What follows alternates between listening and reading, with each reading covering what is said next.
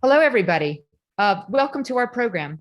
My name is Vivian Schiller, and I'm the Executive Director of Aspen Digital. We are a program of the Aspen Institute that focuses on all things at the intersection of media, the internet, and technology. We are so glad that you're joining us today. Every year, the international human rights organization Freedom House puts out an annual report on global internet freedom. The most recent data from Freedom House confirms what many of us in tech and media have been observing, that internet access not only continues to decline as it has for the last 10 years, but has dropped even more steeply in the last year in the middle of a pandemic.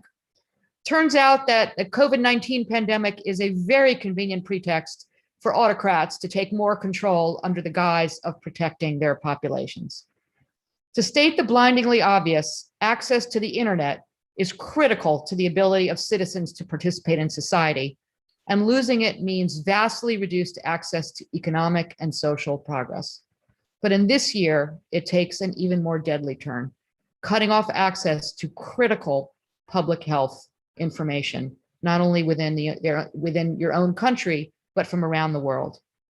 We've long seen limits on internet access in places like China and Iran, but we are now seeing restrictions or threats, new restrictions or threats of restrictions in places like Myanmar, Hong Kong, Turkey, Vietnam, and Russia. So that's what we're going to unpack today. Luckily, we have an all-star panel who's going to help us make sense of this. And then we want to hear from you. So here's our plan. I'm going to introduce each of our panelists one at a time and ask them to speak. They all bring different sets of expertise to the topic. And in the meantime, we're going to be collecting your questions because in the second half of the hour, we will take their questions and we will direct them to the panelists. So at any time starting right now, if you want to ask a question later, which we'll get to later, just click, depending on what part of Zoom you're on, if you click on the Q&A button, I'm sorry, not that. If you click on the, what am I doing? Oh, if you click on the Q&A button, yeah. Sorry, Zoom keeps changing things. So it's a little confusing, but you can submit your question at the bottom of the screen. So again, you can put those in anytime and we will get to them in a little bit later. Okay, let's get going with our conversation. Our first speaker today is Adrian Shabazz. He is the Director for Technology and Democracy at Freedom House, as I previously mentioned, the organization, where he heads research and policy on human rights in the digital age. He is the lead author for Freedom on the Net, an annual report on global internet freedom, as well as the founder of Election Watch for the Digital Age, a data-driven initiative tracking the rise of censorship, disinformation, and violence ahead of national elections. I've asked him to speak first today because we want to get sort of a general overview in terms of what we're seeing in terms of internet freedom around the world. So over to you, Adrian. Thank you so much, Vivian. Thank you, all of you who are attending. Thank you to my fellow panelists and to the Aspen Institute for organizing this great panel. So as Vivian mentioned, I'm going to start us off just with a global overview of what we're seeing through our reports. And unfortunately, COVID-19 has really accelerated society's reliance on digital technologies at a time when the internet is becoming less and less free. We have tracked a 10-year decline in internet freedom. This goes across all categories that we look at, from obstacles to accessing the internet, limits on content once people actually get online, as well as violations of user rights. And we have seen internet shutdowns being normalized as a policy tool for dealing with a lot of the externalities of the internet, whether that is the way it can contribute to disinformation, the way that it can be used by democratic activists to contest the results of a flawed election or to protest against dictatorship.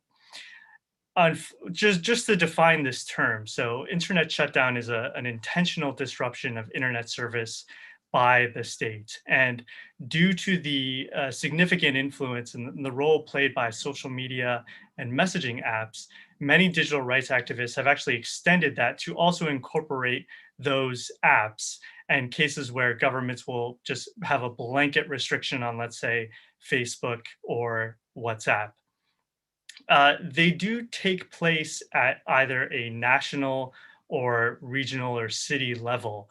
One interesting thing that we have seen is that they often are concentrated within territories that are home to marginalized ethnic and religious communities.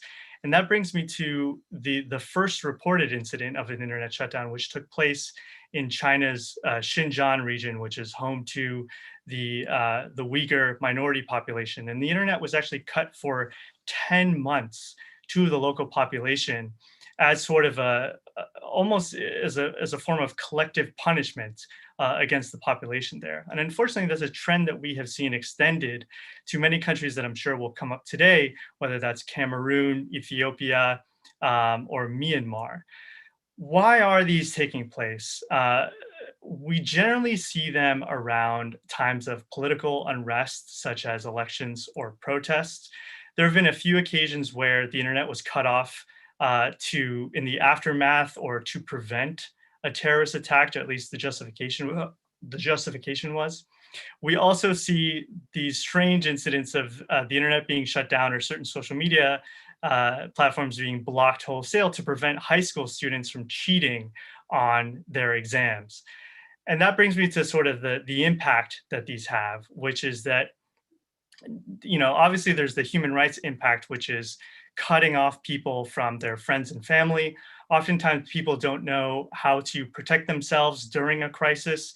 They can't share info with the outside world, cannot hold authorities accountable for human rights abuses that are often taking place at the same time. And then there's also significant collateral damage. So when this happens, oftentimes, it's not only about people losing access to Instagram or TikTok, it's also losing access to ATMs, to educational materials, certain phone services that run over the internet. Businesses lose the ability to communicate with their customers or their suppliers. And it even affects hospitals, banks, and the hospitality industry. So this is really a growing problem that touches on so many issues around internet freedom today. And it comes core to this question about the internet being, or this concept of the internet being a human right. And thankfully, the United Nations has come out to say internet shutdowns are a disproportionate restriction on human rights, regardless of the circumstances around what's happening in that particular country. And there's now been so much great efforts, including by Access Now and the Keep It Online Coalition, to track these incidents, which are unfortunately only happening more and more today. Thank you so much, Adrian, for giving us that big picture, and a disturbing big picture it is. We're going to go next. We actually have a representative from Access Now, but we're going to save her for a little bit. And we're going to go next to Sophie Schmidt. Sophie is the founder and CEO of Rest of World, which is a global nonprofit news publication covering the impact of technology beyond the Western bubble. If you have not checked out Rest of World, I would encourage you to do so. And we should drop the link to them in the chat momentarily. She founded Rest of World in 2019 after a decade of living and working in Asia, Africa, and the Middle East, and witnessing firsthand how little coverage in the West, at least, that technology and entrepreneurship gets in many places outside of the usual suspects. So we're really happy to have you with us, Sophie. So Sophie, let's just drill down a little bit in terms of what Adrian was speaking about, in terms of the methods that governments are using to shut down the internet or access to certain parts of the internet, and what are the how are you seeing this play out in terms of your reporting at Rest of World? Sure. Thank you for having me. So to answer your first question, as Adrian mentioned, the decline of the last 10 years has only made the practice more widespread, and governments have more tools than ever at their disposal. It's no longer a single on-off switch. In fact, you have ways of geo-targeting, you have very specific application and content blocking. You have something called throttling, which is incredibly popular, I think, maybe because it seems to get them out of the shutdown bucket, but in fact has more of the same effect. I have essentially 3 observations that I think I could make, both as a tech person and now someone working in media, that might help frame our discussion. So the normalization that Adrian mentioned is spot on. A lot of attention, I think, is given in reporting now to protesters and civilians who fight back with new tools and new creative strategies. The Milk Tea Alliance, of course, is the best known one of this. Those are incredibly exciting and encouraging, but our reporting shows again and again that the imbalance of power here is really important. Unfortunately, there are the hard truths of internet infrastructure. We like to think that the internet exists above us in some sort of magical realm, but there are physical entry and exit points. There are physical telecom towers run by companies that operate under the blessing of governments. There are landing points for submarine cables. This matters because the places where internet shutdowns are increasingly happening are places that are still coming online, and tech literacy is a challenge. You can be an incredibly digitally savvy young person, but you may not have gotten a chance yet to really know what encryption means. Journalism plays a role here, I think, because there's a certain kind of breathless coverage that platforms like Telegram or Signal tend to get, when in reality, all platforms are hackable. So it's important, I think, for civilians everywhere, especially as this type of behavior creeps into more democratic states, for people to really understand what they're up against. The second observation is that the search for a sufficient deterrent for states seems as far off as ever.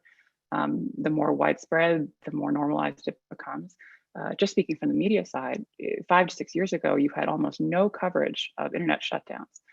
Now you have some, which is great, but it tends to be pretty paint by numbers. Government shuts down this for this reason. And I think journalists struggle to find new angles to these stories. We have to, though, because you'll start to desensitize more of the global community the more common it becomes. The third observation that I think doesn't get enough attention is essentially a third actor in this dynamic, which is the rise of private cybersecurity companies that are operating in a booming market for their services and for their toolkits. Just this morning, we published a story about the pipeline from the famous 8200 technical unit of the IDF into Israel's enormously successful cybersecurity industry, which I think has something like $1 billion in annualized sales. They can sell essentially commodified hacking services all around the world, sometimes openly, sometimes through third-party brokers to maintain some deniability. And they further complicate the effort to fight for free access to information. Thank you, Sophie. And of course, there's also the flip side on the cybersecurity issue, which is maybe a subject for another panel, but the fact that cybersecurity hacks themselves, denial of service attacks, can also infringe on people's access to the internet. So it's very complicated. Very much. Thank you. We're now going to turn to Shana Bachner. And Shana is a researcher in the Asian division of Human Rights Watch. Her work focuses on issues including refugees and migrants, women's rights, and threats to human rights defenders. She has a specialty around Myanmar, which of course is one of the more recent sovereign nations to really significantly curtail access to the internet in their country. So Shana, tell us a little bit, just drilling down into Myanmar as a case study. Tell us what's happening there. Sure. Yeah, thank you for having me join this panel. So, one thing to note with regard to Myanmar is that cutting access to the internet as sort of a measure of repression and control isn't something that just began since the coup last month. This is a tool that the previous government had been using over the past few years to block internet in ethnic minority regions where there was ongoing conflict. So this sort of ironically was a tactic that was established by the administration led by Aung San Suu Kyi and is now being employed by the military junta. One of the first things that the junta did on February 1st, after it arrested Aung San Suu Kyi and the president and other civilian leaders, and basically began this coup, was to shut the internet down across the country. This obviously, immediately stalled the spread of information about what was happening in Myanmar to the outside world.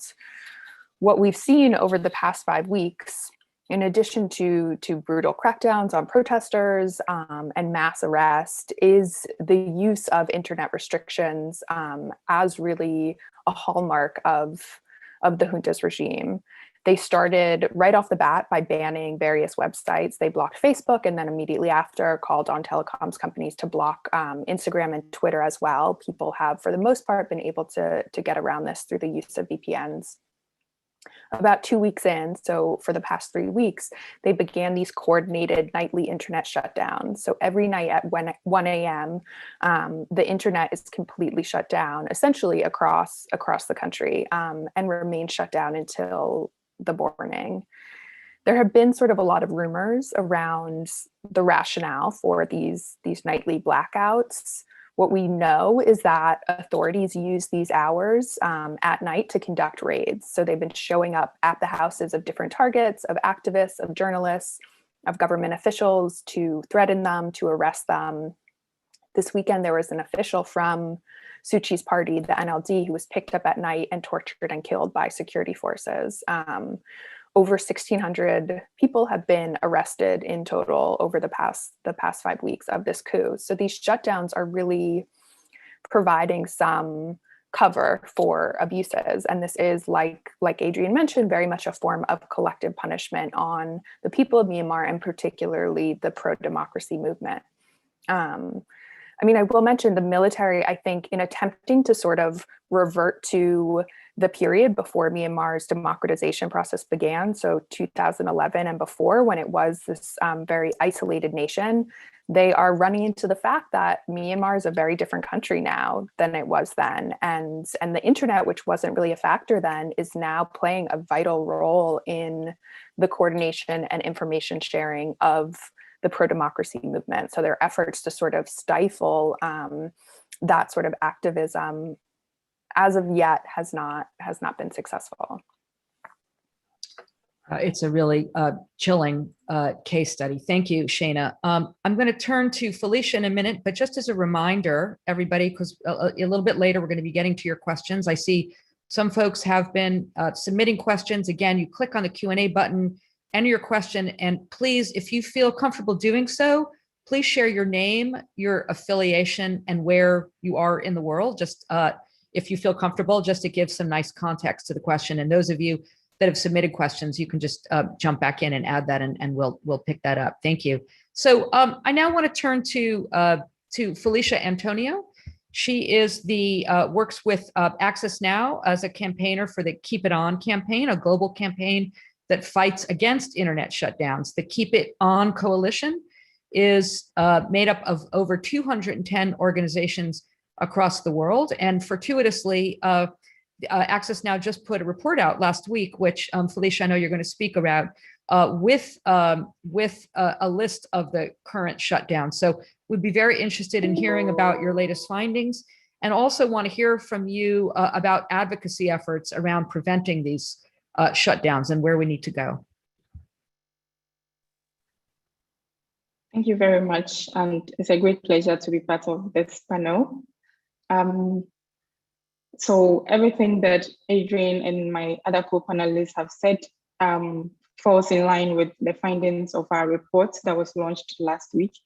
The report is titled Shattered Dreams and Lost Opportunities, the Fight to Keep It On.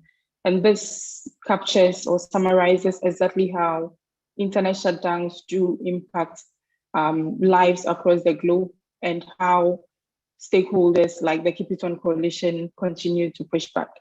And so in 2020, Access Now and the Keep It On Coalition, under the Stop Shutdown Tracker Optimization Project, documented 155 internet shutdowns at least in 29 countries.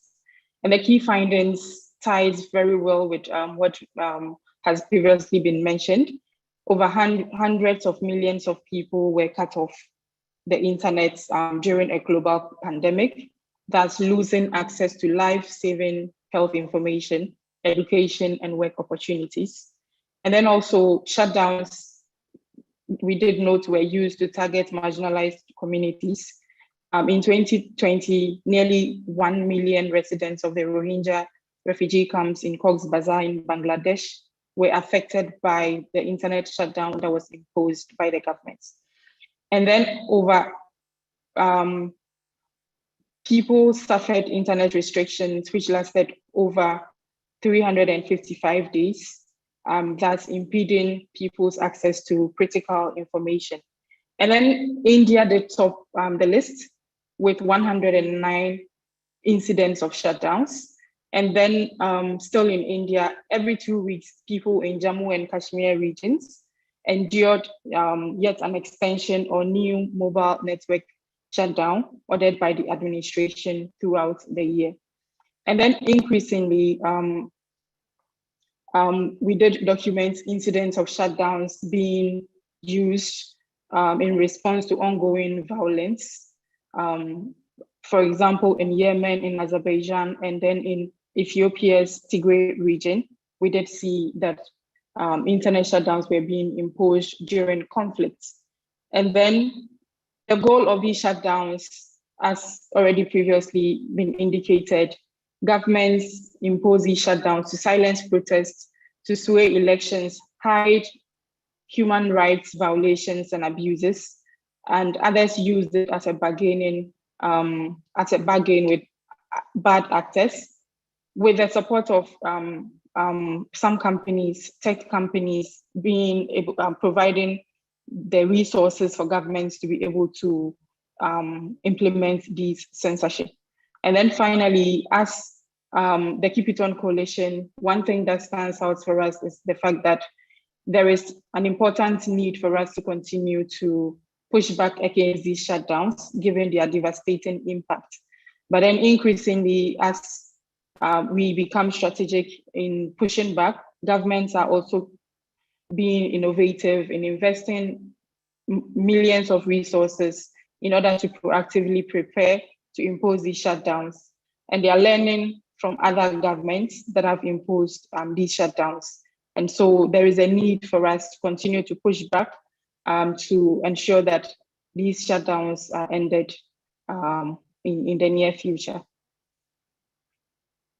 Thank you, Felicia. You have capped, all of you have painted really an incredibly disturbing picture of not only where things are, how bad they've gotten, but where they're going. I want to just pick up on something that you said, Felicia, just now, that also was similar to what Sophie said earlier, which is that the more there are, the more widespread these shutdowns become, the more normalized it becomes. You know, Felicia, it's chilling what you just said, as that many more countries are preparing the technology to be able to do more widespread shutdowns, or even introduce them for the first time.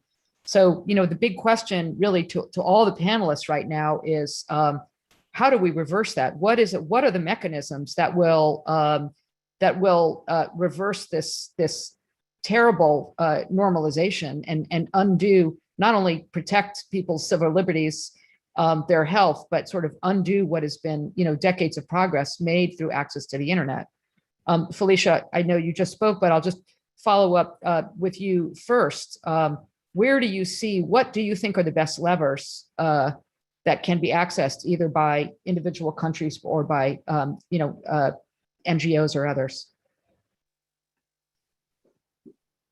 Yes, I would refer to an example how Sandvine was involved in the internet shutdown that happened in Belarus.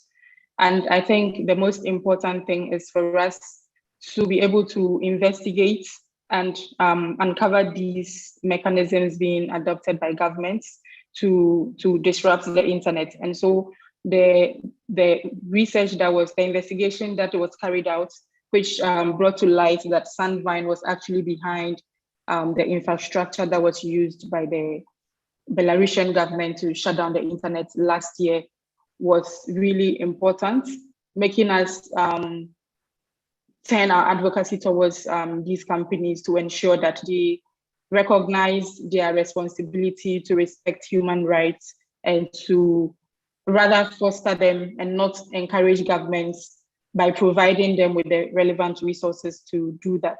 And when we first called out Sandvine regarding its involvement in the Belarusian shutdown, at first they did resist and didn't want to cooperate when we called on them to stop whatever engagement they had with the government of Belarus.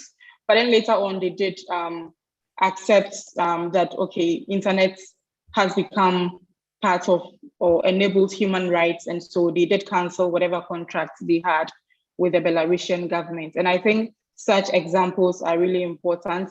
Such discoveries are important for us to call out companies that are helping governments to perpetuate these acts of repression against their own citizens, and to continue to research to see how these governments are getting more innovative and also have kind of be a step ahead of them, that is from the civil society perspective, and to ensure that these shutdowns are ended and we all provide or work towards providing everyone with internet access for their respective use or need. So that's very interesting. You're saying that one of the best levers is to put pressure on the individual providers of services in those countries to not comply with autocratic demands to cut off that access. I'd love to hear other levers or other ways to reverse this. I know, Adrian, I think you wanted to jump in. Yeah, thanks, Vivian. And just to add to what Felicia had to say here, which I think is really important, that we've also seen some success with strategic litigation. So in a number of countries that we covered, and I believe Rest of the World had a fantastic article about Sudan that maybe Sophie can bring up, but we have seen some strong wins driven by, in many cases, civil society. So there was this court case in Sudan ordering an end to the country's shutdown. Also, there were judges in Indonesia who found that a government-imposed shutdown in certain regions there had been illegal. And even in India, which is the world leader in internet shutdowns, unfortunately, the Supreme Court had ruled that the shutdowns in Kashmir were in fact illegal. So there is thankfully, there is some pushback happening, and I think that there is some room for even us, to be more supportive of these efforts to really bring these cases to court, where, in some of these countries, we actually have seen some wins. Interesting. So there's putting pressure on the technology companies, court cases. I don't know if you want to say something about that Sudan case, Sophie, or bring up I'd love to. It's one of the greatest stories I think we've done. Thank you, Adrian. So this was a story that covered the Sudanese shutdown, which lasted quite a long time. I think it was June 2012. And the extraordinary thing was that the person who had probably the biggest role in turning the internet back on was actually a lawyer. He, among other things, he read the terms of service of his cell phone contract, and he determined that the shutdown violated his terms of service. And so he took the government to court for that reason, and the court ruled in his favor. So it's extraordinary that anybody actually read the terms of service, first of all. But he found a loophole, and it was a loophole that the court recognized. And so for that reason, I think that's a great source of hope. The other thing I'll just mention from that story that is somewhat less legitimate in that way is the idea that not only in, excuse me, go away, sorry. Sorry. No worries. So within the telecom capital, within the telecom that was, that was responsible for the shutdown. When the order came through, there were essentially moles in the telecom company who defied the order by setting up their own skunkworks intranet that provided a lot of the internet service that help the protesters eventually push the government back. So there is a weak link in shutdown orders, which of course are the humans. And not every shutdown is a complete blackout for that reason. And humans will always be the weak point in that way. So there's a small source of hope there. Nothing you can bank on, but it is interesting that you see it again and again. Yeah, interesting. Again, we've talked about court cases. We've talked about putting pressure on the technology companies. I haven't yet heard anybody mention political pressure. And in fact, we have a question. I'm going to start to weave the questions in here.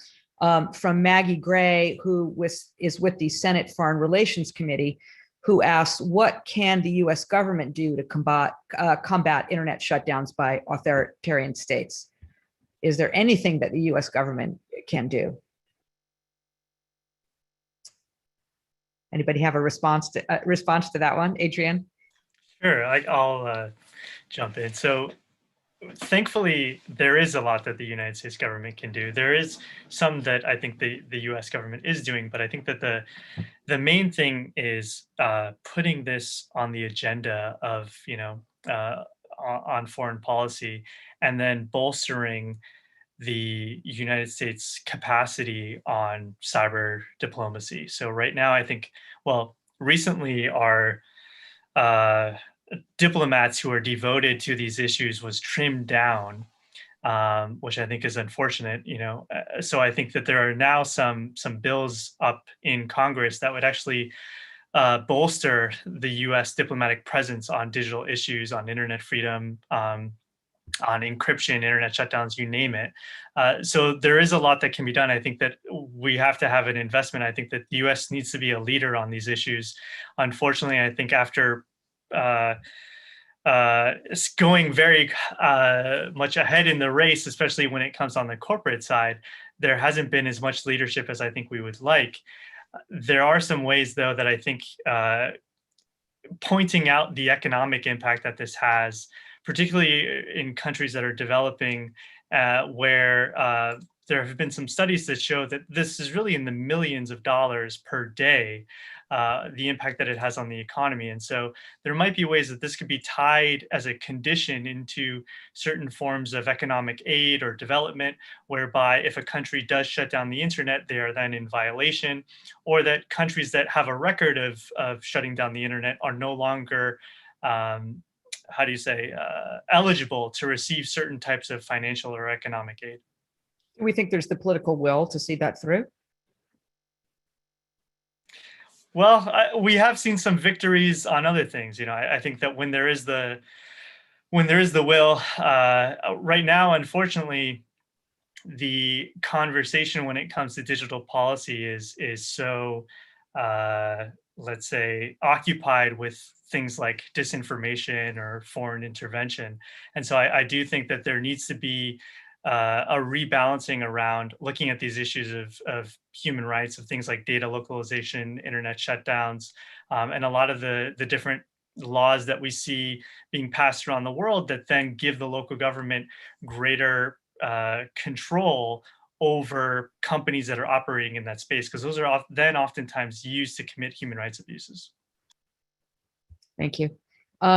All right, we've got some really good questions coming in. Just as a reminder, click on the Q&A button at the bottom of your screen, enter your question with your name and your affiliation and where you are in the world, if you feel comfortable adding that. So we have a question from Trish Remo, no affiliation, asking, what is the role of VPNs in the battle for internet freedom? Shane, I think you mentioned that VPNs were a way in Myanmar, that some are skirting the internet blackouts, but maybe you can say a little bit more about the role of VPNs, whether it's in Myanmar or elsewhere, and then any of the other panelists are happy to feel free to jump in. Sure. I mean, yes, certainly VPNs, which were not necessarily that widely used in Myanmar in the past, have become over the past sort of 5 weeks very well known among internet users in Myanmar, and have been the way that that these activists and protesters have gotten around some of the blocks on Facebook, on other social media sites. What's worrying is sort of the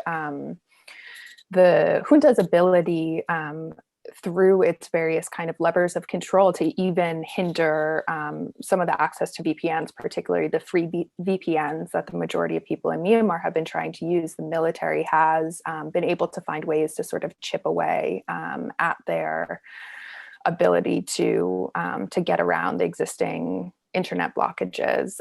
So it's, you know, in the end, very much a stopgap and something that you know, is concerning to see the ways in which that is being rolled back. The kind of long-term concern in Myanmar is that the government, the military government, is attempting to sort of set up a broader internet firewall in a way that reflects the restrictions that we see in a place like China. You know, I realize for some in the audience, I may be using too much jargon when I say VPN. Can you just briefly, not from a technology point of view, but can you just briefly explain for those who don't try to watch in the Western world, who don't use VPNs to watch television shows from other countries, what a VPN is and how it can be useful here? Sure. Yeah, a VPN, a virtual private network, and you know, not without a technology background. Basically, someone can download and will be able to access the internet by using an IP that is not blocked. So using IP from another country to be able to access the internet if it's been geographically blocked in their country. Great, thank you so much. So the next question, there's a lot of questions around different solutions and workarounds, which I find interesting. So this next one in that spirit is from Cyril Wiggett. I'm sorry, Cyril, if I'm pronouncing your surname incorrectly, is a fellow with the Royal Society of Arts. His question is, do you think that the future internet technology through satellites could fix such issues that everyone has a way to access the internet unfiltered? So I don't know if anybody has the background on that to know whether that is a feasible. We don't really necessarily have hardcore technologists on this panel, but is there anyone that knows, has looked at whether that's a feasible solution? I can give it a shot here. Great. So people have looked into this, and there are some companies and also nonprofits that are playing around with this technology in order to, as Cyril has mentioned, to find a way to restore access to the internet during an internet shutdown. You know, satellites are one part of it. There's also something called mesh networks where people can sort of connect with each other's phones. So you're almost creating like a local area network that is not connected to the outside internet, but that is connected to everyone who might be in a particular square. But really on satellites, I think one of the obstacles has been the cost. These are very expensive to set up oftentimes. They do need to be pre-installed in many occasions. And so it's sort of in countries where you anticipate an internet shutdown happening, it's hard to sort of just flick it on with, turn it on with a flick of the switch. One country where it has been talked about a lot is in Iran, where the internet is heavily censored and monitored. And that just brought me up to this question of VPNs and sort of a broader trend that I just wanted to bring up, which is how Iran is, as Shana mentioned, you know, moving towards this firewall approach to cutting itself off from the rest of the internet. You know, people think of China as the core example of this. Iran has been very busy over the past decade or so investing in local infrastructure. And during the latest internet shutdown, or maybe not the latest because they have continued these, but during one of the major internet shutdowns that took place during mass protests in 2019, I believe it was, what happened is the authorities kept local connections, but cut off access to the outside world. And so people had access to sort of a pre-vetted internet that consisted of websites and services that were tightly controlled and monitored by the authorities. They just didn't have access to anything from the outside world. And as part of that, people were desperately trying to get on VPNs. And through the government's control of internet infrastructure, not going into the technical details, but had essentially blocked access to all external connections. And so it was very difficult also to get on VPNs during those internet shutdowns. Thank you, Adrian. We have a question from now from Marjan. I'm sorry for the mangling folks' names. Marjan Asasi, who's a doctoral student at the Johns Hopkins School of Advanced International Studies, who asks, I'm curious to hear the panelists' thoughts on the US use of the internet to monitor citizens and the increasingly close collaboration between the government and private sector in matters of surveillance. So obviously this is a different set of issues. It's not, in the US, there is no blockage to access to the internet, but both in the internet and in other countries, there is increasingly close collaboration in some instances between the government and tech companies to monitor. So, oops, it looks like we have lost Felicia, hopefully who will be back. But is there anybody that would like to take that on if that's something that you're looking at, if not in the US, then in other parts of the world? Sophie, is this something that you've reported on? And I know you don't cover the United States, but you would cover other parts of the world. You know, we haven't specifically, but if I could add one thing, just Adrian's last point, mesh networking that has been around for a long time. Many people remember hearing about sneaker nets in Afghanistan and places with a lot of connectivity gaps. We covered a really fascinating app called Bridgeify, which is actually from Mexico, which was downloaded, I think, about 2 million times over the span of a couple of days during the Hong Kong protests, and is now very active in Myanmar. And so having, actually taking a step back from the most advanced, which might be satellites, into something that's actually a little bit more primitive in the technical sense, may be another way out of some of these very tight situations. Thank you. We will, I think we just don't have, we don't have, folks on this panel to address that specific issue. But we've got another series of issues that are questions that are related, having to do with the notion of internet access as a human right. And so we had an anonymous questioner asking for the panel's thoughts on internet access as a human right. And also related to that, a question from Sukumar Ganapati, asking if the government should recognize internet access as a basic infrastructure so that those internet rights can be protected. So of course, these are related questions. Felicia, welcome back. I wonder if you, if Access Now has a point of view about internet access as a human right, and whether that is will help increase international pressure to maintain internet access. We do see internet access as an enabler of other human rights. And so definitely there's a need to prioritize that to ensure that people have access to the internet in order to and exercise the other rights that are linked to internet access. And indeed, it's a basic need that everyone should have the right to. Shana, is that something that that you see at Human Rights Watch, looking at positioning internet access as a human right, and whether that increases or will help bolster international pressure to maintain access? Yeah, certainly. I mean, access to internet definitely falls under sort of broader category of the right to free speech, and it's sort of become a critical part, particularly as we've seen the past year.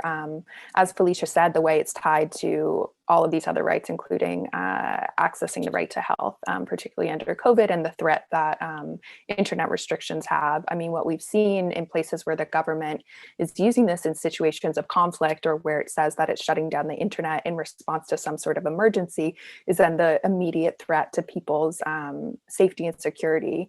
So, the need to sort of, yes, keep this issue on the fore in international forum, both in, at the UN in Geneva and New York, is certainly critical. And I think we've seen that kind of slowly increasing and expanding over the past number of years, but more to sort of,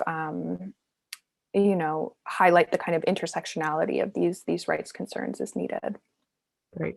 And Adrian, at Freedom House, I know this is an issue for you as well. Yes. Yeah, of course. I mean, this is the core of our report, is looking at this question of internet freedom, which is really just the idea that the same rights held by people offline must be protected online.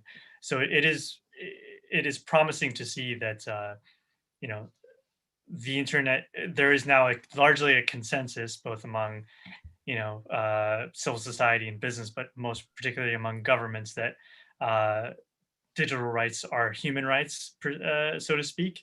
It's just unfortunate that that so many governments are translating many of their tools for repression from the offline world onto the online world. And in many cases, there are ways that digital activism makes people more vulnerable to repression due to the fact that, well, let's say that social media has really increased civic space exponentially. It's just that in many cases, that civic space is highly monitored by the government, and it does make it easier when the government has that technology in order to identify people that are speaking out against the regime, or using certain types of language that are off limits in that country, and then to be able to arrest them and punish them. Speaking of speech, we have a number of questions around the intersection between internet shutdowns and mis and disinformation. So this question is, and then there were similar questions from others. This question is from Sarah Al-Shalash, she asks, how important are blunt blanket strategies like internet shutdowns for anti-democratic regimes, as opposed to things like misinformation, trolls farms, and other forms of dissent suppression that seek to drown out dissenters? Certainly, I will say I don't know that those two strategies are necessarily mutually exclusive, but it would be interesting. And I will also add my own sort of question to that, which is we have seen in many cases where speech or access has been suppressed, that it has been in the name of controlling fake news. For those of you that may be listening and not looking, I'm using air quotes, as a way to protect the population, but really as a way to suppress free expression. So I'd love to hear from any of the panelists about what you see as the intersectionality around controlling speech, the use of mis and disinformation, and internet shutdowns.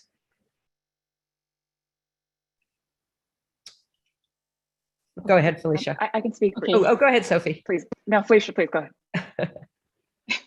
Okay, so what we've noticed over the years is that most governments tend to justify shutdowns by giving diverse reasons, and preventing mis or disinformation is one of them. But then in actual fact, when you look at what happens on the ground and the justifications that governments give, there is they do not correlate, because shutdowns would normally happen around elections. And so if governments say we are imposing shutdowns to prevent the spread of disinformation or fake news or hate speech, indeed, it means we are imposing shutdowns to silence dissent, and or to call protests, or to prevent people from accessing information. So the actual reasons or the actual justifications of these shutdowns tend not to match with the justifications that the government gives, especially also when the government cites national security or precautionary measures, which is a very broad bucket, indicating how, and sometimes you wonder how an internet shutdown is going to restore national security. And over the years, we've noted that whenever there's a shutdown, things become more chaotic. People are being abused. People are cut off the rest of the world. Those outside that particular country are not able to monitor what is happening. And so I think there's always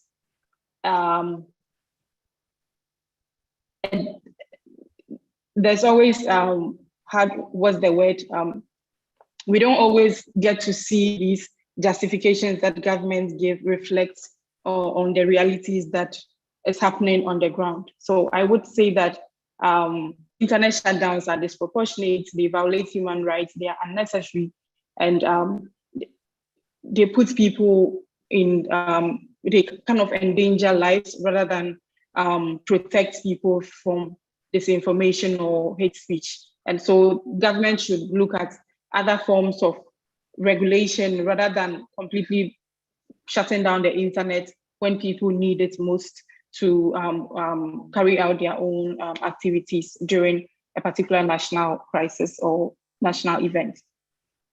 Thank you, Felicia. Sophie, intersection of internet Yeah. shutdown and mis and disinformation. Just adding to that, from our own reporting in Myanmar, it's very clear that disinformation and misinformation perpetrated by the government played a huge role in how the protest started, right? Because you could not design a better environment for disinformation to reign than in a blackout. People are in an incredibly vulnerable position. They need information. And the governments that tend to do this, it's not their first time, right? They've been shaping public opinion for years in their own social networks. And so they're already prepared. One example of this is that in Myanmar's case, right, when you start to have rolling blackouts, curfew blackouts, throttling, sometimes that's a tactic to push activists or protesters off of the platforms that the government has a little bit less control over and into more insecure networks like SMS and like Voice. But even in the places where I think people hope that they can feel safe, like Telegram or Signal, there's always a lot of infiltration by government actors on those platforms. And so really nowhere is safe in those spaces. And disinformation, unfortunately, again, in countries with limited media environments, limited journalism and accountability, and limited tech literacy, it's incredibly hard to tell fact from fiction.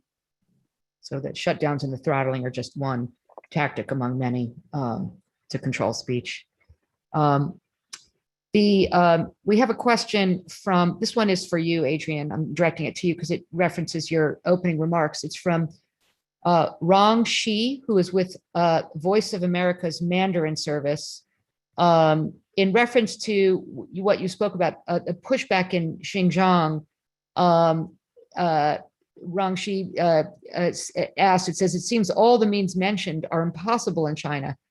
How do solutions work in that context? So can you expand upon that a little bit, specifically with reference to China? Sure. So the incident that I had brought up happened in 2009, and that was one of the first incidents of an internet shutdown that took place. Obviously, a lot has changed in China since then, and I think that if there is a trend, perhaps this is it. The government there no longer relies on internet shutdowns as much as it has, in the past, and as much as other countries have. And instead, they have built up this apparatus for monitoring and censoring, and then also spouting out propaganda and disinformation online in order to avoid having to use internet shutdowns, if that makes sense. So I think on the continuum, we can see that internet shutdowns being used as a blunt tactic, where oftentimes governments don't want to resort to them because of the economic or even political costs of cutting off the internet for the entire population. And on the other hand, you have governments that are highly sophisticated and have invested a lot in either the technical infrastructure required to monitor what is happening online, all of these comments, to introduce things like keyword censorship, where if you are texting with somebody using a Chinese messaging app, there are certain keywords that are banned. And so it's just automatically that messages will be censored when you're communicating with one another.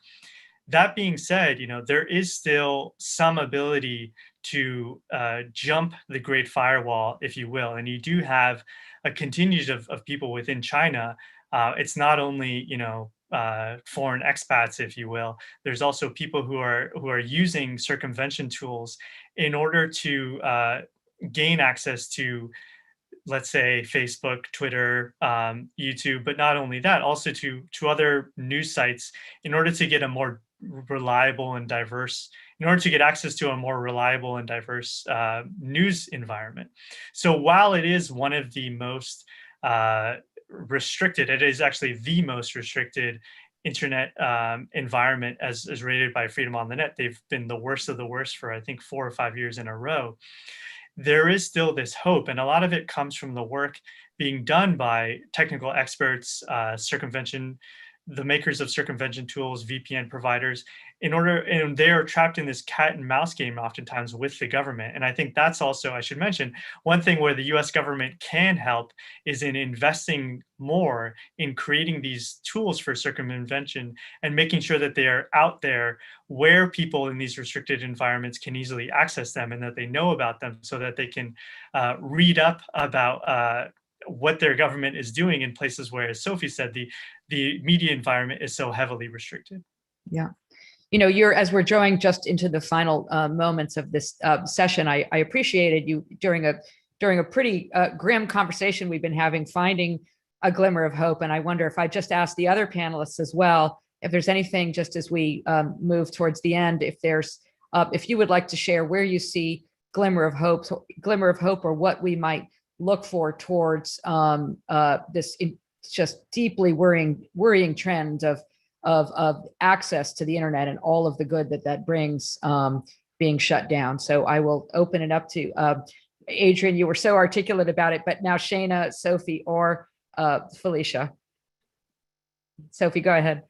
Sure. So this is maybe with my media hat on. I put my faith in people, right, in humans, and these are not the solutions that are going to solve the macro problem. But time and time again, we find individuals who have been incredibly resourceful, incredibly creative, and from the state's perspective, unpredictable. In the Iranian shutdown that Adrian mentioned, we found that people were retooling their satellite dishes to transfer information packets between each other across a massive shutdown. In West Papua, during another blackout period, activists literally hiked through the jungle mountains through Papua New Guinea to find a luxury hotel to use the Wi-Fi there. So don't discount people here, because they are always going to find, and the loophole, they're always going to find a way out. It's not the macro solution, but it is always a source for hope for me. Yeah, never underestimate the resourcefulness of humans. Shana, anything you'd like to add? Yeah, I mean, I would just echo just what Sophie said, and watching over the past 5 weeks in Myanmar, the millions of people who have been participating in the civil disobedience movement. The military had announced that it was going to institute this law, a new cybersecurity law that was going to even further restrict internet access, and was going to pressure telecoms companies, threaten them with imprisonment if they didn't comply with various government directives. And civil society immediately started this campaign. I mean, tens of thousands of people were tweeting and posting on Facebook, criticizing this law, which then got escalated to governments who released statements. We saw various EU member states also condemning the law. And the military, which, I mean, the junta has so far proven fairly unbothered, it halted, it has not moved ahead with pushing it through. So I think, yes, there are some of these glimmers of hope for us to hold on to. Thank you, Shana. And Felicia, I will give you the last word. Yes, I agree with everything that has been said. And yes, the people are very powerful. And I always say that you can shut down the internet, but then you cannot shut down the passion and the voices of the people. So, but in whichever way they would find means to come back online. They would find ways to highlight whatever it is that is happening there. And we've seen what's happening in Myanmar. We saw what happened in Sudan. We saw what happened in Belarus. And so the interest and the passion to keep the fight on is there. And civil society continues to provide support for individuals around the world, like the Keep It On Coalition. And we think there's an interest in stopping shutdowns by other governments around the world. And so let's keep the fire on and keep pushing back against internet shutdowns globally. Thank you, Felicia Antonio, Shana Bachner, Adrian Shabazz, Sophie Schmidt. Thank you so much. And thank you everybody for your thoughtful questions. And this will be posted online later on Aspen Institute's Twitter account @Aspen Digital. And we will see you next time. Thank you. Bye-bye.